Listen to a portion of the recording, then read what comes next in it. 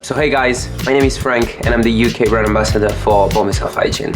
So today we will be making a martini cocktail. We will be using Bombay Sapphire Gin, Noye Prat dry vermouth. The martini will be garnished with an olive. For the purpose of that drink you will need a strainer, a bar spoon, a mixing glass, a jigger and obviously a martini shaped glass. So the martini is obviously an iconic drink and one of the best way to taste the gin. So for the making of the martini, I'm gonna start by pouring 50 ml of Bombay Sapphire Gin.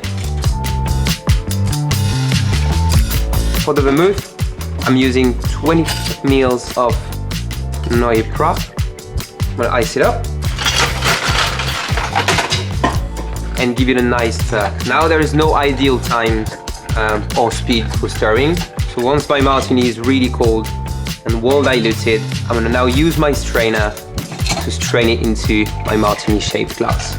So I'm keeping my pour really close to the glass just to keep that silky and velvety texture. Now for the garnish, I'm using a green olive, but you can also use a lemon twist or even a grapefruit twist or even a cocktail onion. So there you have it, the Bombay Sapphire Martini.